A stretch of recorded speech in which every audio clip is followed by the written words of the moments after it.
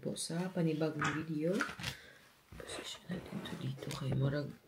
Kuan man, si hag guys. Sakit kayong suga. Hello po sa inyo. It's Saturday and it's, ano pang date ngayon? October, hindi ko na po maalala. October 6 ba ngayon? Basta Sabado po ngayon. Ano po ako dito? Kaka-open ko lang nito. Nakalimutan ko siyang dalhin sa taas. Bumili po ako ng bagong pajama from Zeman. Kasi pumunta kami doon few days ago. Ayan.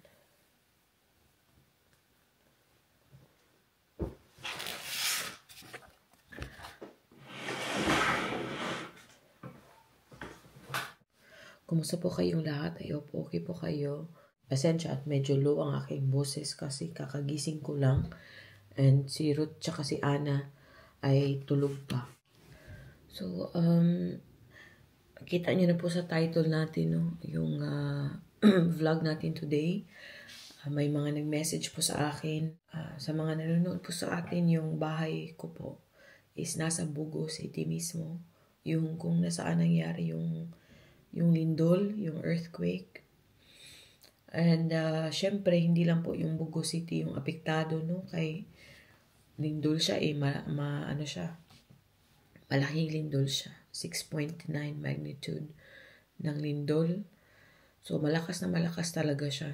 Naka-experience po ako ng lindol dati and malakas din siya. Pero, it's unfathomable. Yung damage ba? Sobrang lakas po ng lindol. Ay, nako. Yung pamilya ko din po, apektado sila syempre sa Tabogon. Tabogon, Cebu, if you are not familiar sa Cebu, sa North Cebu. It's right next to Bugo. From the city, if you go to Bugo, madadaanan nyo muna yung Tabogon and then Bugo. So, basically, hindi po Bugo City lang or Tabogon, yung hometown ko, which is Tabogon. Doon po talaga ako pinanganak and lumaki. Hindi lang po silang apektado ng lindol.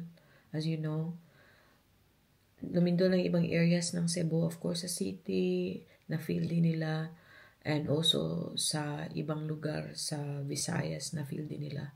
Pero, ang pinaka-impact po, kasi yung epicenter ay nasa Bugo City. Pero the neighboring towns, like Tabogon, Midilien, San Remigio, Sogod, Bourbon, and other areas, yung mga isla pa, apektado po talaga silang lahat.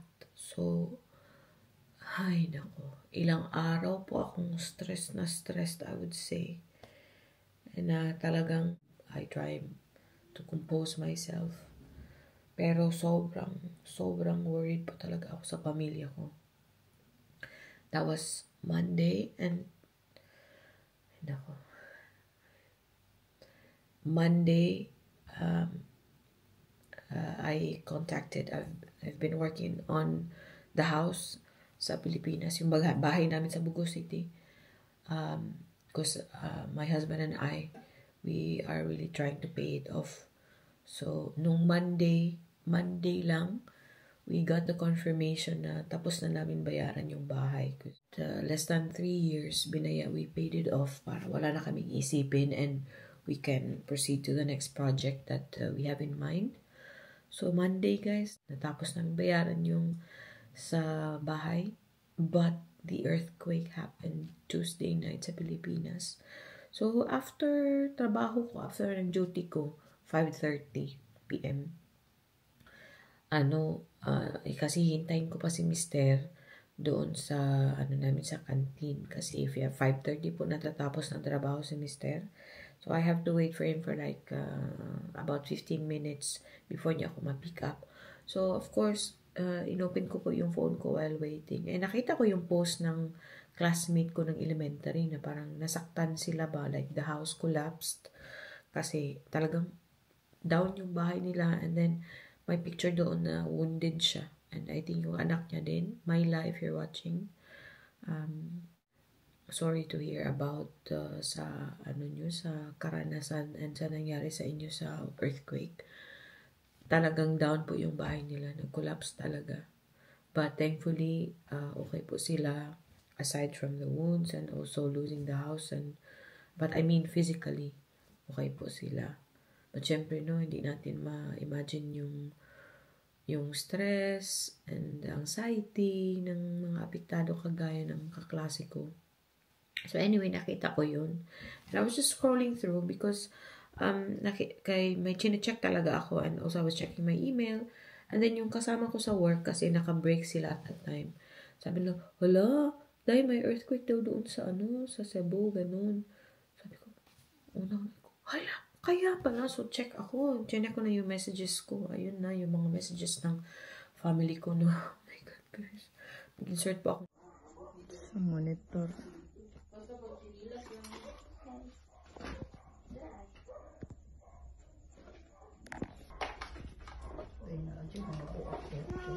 Di lagi na mo unsa. Ako naman lagi. Ay, may ka pa, may mirror ba na? Ang picture yan. Para akong na mental block talaga na hindi ko, ay Diyos ko, ang una ko lang naisip, kumusta kaya ang nanay ko, yung mga kapatid ko doon, yung mga pamangkin ko, kasi nga yung picture na sinend sa akin, talagang yung mga gamit nila nasa basag, yung mga gamit sa kusina, yung down yung mga gamit pa. So, napraning ako ng, hindi ko ma-imagine. At that time, para akong naluha talaga na, wala akong magawa kasi nasa malayo ako ba.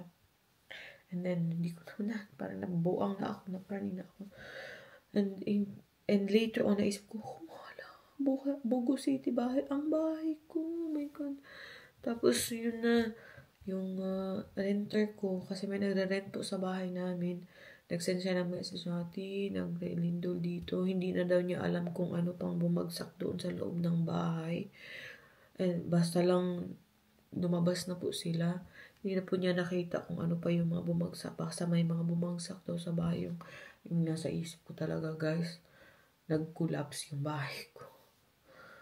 Parang, Diyos ko yung isip ko. Kasi hindi klaro yung message pa. And then, of course, nag-panic din siya. I understand. And ako din, nung nakita ko, parang diretso panic din ako. Oh my God. Diba? Parang pinaghirapan namin yun ng asawa ko kasi ng basta, pinaghirapan namin yun. But, anyway, yung nalaman ko na okay naman yung renter ko, hindi ko na alam. Basta sabi ko, may ako naisipin yung bahay, yung mama ko muna. So, yun, sabi nila, hindi sila makapag-reply na maayos kasi nawawala ng kuryente. So, as soon as I got home, chine-check ko lang. Tapos, wala talaga ako, para akong wala sa isip. Mental block na talaga ako. Tinukontak ko lang yung family ko. And then, chine-check ko na yung news and all that. Parang, mas na-worry ako. So, kumakain ako. And then, yung in-laws ko, pumunta talaga sa amin. Kaagad, pumunta dito sa amin. And, na-guilty ako kasi hindi ko po sila masyadong makausap. Pati si Ana, hindi ko na po masyadong nakausap kasi alam ko andito si Ruth eh. So, yun. Ay, basta. So, yun na. Wala na akong communication sa family ko. Napraning na ako. Hindi ako makatulog ng maayos. Check ko ng update. And yung mga videos na nakita ko sa Bogo. Oh my God. Yung mga tao. Ang dami pong patay doon. Sa Bogo. Hindi ko ma-imagine. Yung kalagayan ng mga tao doon until now. Kasi, diba, Tuesday night yun nangyari, pero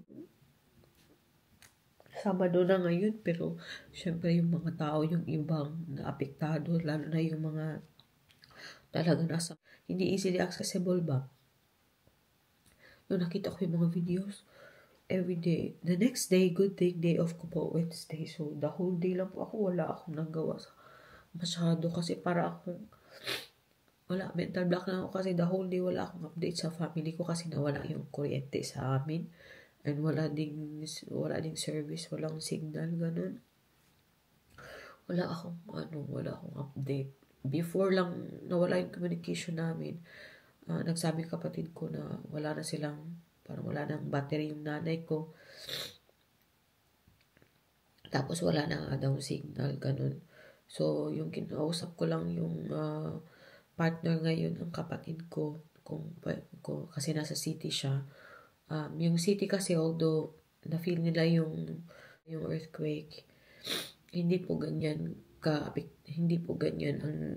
ang damage compared sa sa city. So, sa Cebu City, and also some areas sa city, may kuryente pa din sila and also tubig. I don't know, in some areas may minawalan sila ng kuryente, but I'm not saying na hindi sila affected talaga, but I'm just trying to say na yung apektado talaga is yung sa Northern Cebu. So anyway, may kuryente sa city, and then open mostly sa mga tindahan sa city. Yun yung pagkakaalam ko.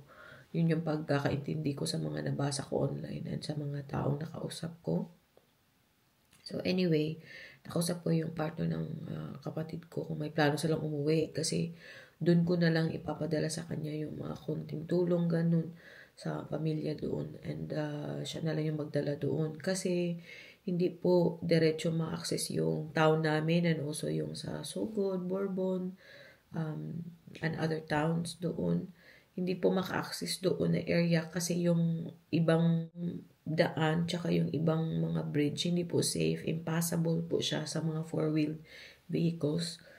So hindi siya kaagad. Until now, as far as I know, hindi pa siya fixed. So yung ruta ng mga galing sa Cebu City o yung galing sa south or galing sa ibang areas na nagpapadala ng mga tulong doon sa affected areas, doon sa Tabogon, for example, or sa Bourbon, kailangan po nilang dumaan doon sa way papuntang Bogo City, and then mag left, mag right turn. Basta parang iikot pa sila ba. So yun. And yung yung contact person ko po sa kasi nga pinapagawa ko po yung fence ng bahay doon sa Bogo City. Yung contact person ko po, hindi siya yung contractor ko, pero yung contact person ko po, and siya yung nag-bridge sa akin sa contractor. Unfortunately, namatay po yung anak niya. Nakakaawa. And yung si Ma'am RB, if you're watching Ma'am RB, nakausap ko siya, taga Bogo City po siya, subscriber ko po siya, and naka-chat ko po siya. Affected sila, syempre, and may katrabaho yata siya and pamilya ng katrabaho niya na who didn't make it. Naapektado po sila. Namatay po yung mga ibang kakilala nila. And yung anak nga ng nung contact person ko, si Kuya Alan, namatay po yung anak niya kay naglalaro ng basketball doon sa Remigio, and of course, nung nagpanic, nung na nangyari na yung earthquake, nagtakbuhan, but he didn't make it out, unfortunately. Namatay po. Kakaawa yung mga tao doon. And syempre, nung bumalik na yung internet ng doon, nag-post yung mga tao, na-imagine nyo yung mga tao nasa kalsada natutulog, nasa open areas kasi natatakot na matulog sa mga bahay nila ba. Yun yung pag nasa malayo ka ba, nakakapraning yung ang source mo lang ng information, syempre yung family mo and yung mga kilala mo and yung news, pero hindi mo exactly ma-imagine kung ano talaga doon ba. So syempre nag-worry din kami no, mga kamag-anak, mga kakilala sa nasa malayong lugar, but anyway, ang importante is safe po yung family ko, and yung renter ko din safe sila. Syempre may worries din sila, yung anxiety nila no, and stress kasi yung aftershocks until now meron pa din, and syempre hindi natin ma-imagine yung panic nila ba na baka may gumuho or baka madaganan sila hopefully wala na pong, hindi na po strong yung aftershocks and all that. But yeah, yung family ko since yesterday pumunta po sila ng city kasi may check-up din yata yung nanay ko. Basta pumunta po sila ng city, yung lahat ng mga kapatid ko andun, lala yung mga pamangkin ko andun sila sa city. And yung bahay ko mamaya ko na po isipin, basta enough na po sa akin na to know na okay po yung renters ko doon. Couple po sila. Yung girl, ano po siya, Filipina, and then yung kanyang partner is foreigner po siya. So, yung partner niya din natatakot. But yeah, safe po sila ngayon. Pero yung bahay, kailangan po talaga siyang i-check kasi may cracks po yung bahay namin. Hindi ko na lang po ipakita, no? Siyempre, may mga pictures and videos po ako doon sa bahay. Na-send ng renter, pero kailangan ko po siyang ipa-check. May mga cracks po doon. Yung hagdan, yung sa may kusina, yung may door namin sa labas, and doon sa taas din sa kwarto, may cracks doon. Pero intact naman po yung bahay. Yung mga bumagsak na sinabi ng renter ko, yung mga gamit, basag daw yung sa kusina, yung ganun. Pero yung naka-mount na mga gamit na yung TV, yung mga ilaw, wala naman pong bumagsak. So, happy din ako na na hindi sila nasaktan. Basta yun lang, enough na sa akin na malaman na walang nasaktan na kapamilya ko. And also yung mga kakilala ko. Pero yun nga, may po akong kakilala na affected talaga sa nangyari doon sa Cebu, lalo sa Northern Cebu. Yung bahay namin sa Tabugon, talaga, may damage din, siguro may cracks and hindi pa klaro sa akin kasi yun na mention ng kapatid ko sa group chat namin or sa post niya. Pero wala namang nasaktan sa kanila, thankfully. Yung pinsan ko nagsend sa akin ng picture ng bahay nila, yung bagsak din yung mga gamit nila, may mga cracks sa lupa, yung mga ganun ba. Nakakatakot po talaga pag yung ganun na nakiuha mo yung mga ganung information and then wala na namang update, nakakapraning talaga. Pero nakaka-overwhelm din yung nakikita ko sa news and sa updates na marami pong tao, private sectors and organizations individuals na nag-send ng help. Gabi po yung mga natatanggap na tulong din sa town namin at sa Bugo City. Hi, Scott! Yeah, we will make pan and cook. I'm just telling the titas about Philippine. You want to say hello to the titas? You will make pancake. Papa comes to show. Oh. Hi, titas. Hi, titas. Mama, belonging ka ni Mama? Ikaw na, pabik. Oh, I will make pancake. I will just say goodbye to the titas, yeah? But yeah, thank you sa lahat po ng nag-abot ng tulong.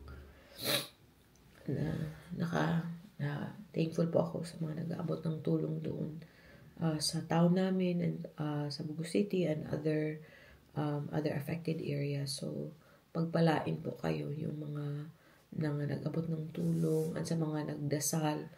Thank you po. And sa mga nangumusta po sa amin ng family ko, thank you, super thank you po sa inyong lahat. And si JD, Bye-bye. Hi guys. Hi titas. Hi, Si Ma'am Vivian na personally nag-message sa akin sa Facebook page ko, sa Jean Holland na Facebook page. Mama, ik ga naar de wc. Oh, kama. Mama, ik wil nog douchen. Oh, sige, doy. Bye-bye. Bye-bye. Mag-CR po siya. Ayun. Thank you, Ma'am Vivian, sa pag-message personally. And si Inday Lan, nakita ko yung comment niya. I hope okay po yung family, safe yun po yung family niyo. And kay JD din, thank you sa comment mo.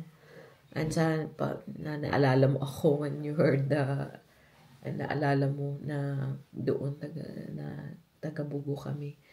Thank you sa mga nag-check sa amin, yung mga katrabaho ko, yung mga kaibigan ko, kakilala. Thank you po sa inyong lahat. And continue po natin ipagdasal yung mga naapektuhan and lahat. I hope malagpasan po nila to lahat. But yeah, yun lang po yung update, no. In-insert ko lang po itong video na to para makapag-update ng konti. Thank you po sa lahat. And yeah, let's continue to pray for everybody there. Thank you po sa panonood and kita-kita naman po tayo sa next nating video. Maraming salamat. Duy, mush mush babush.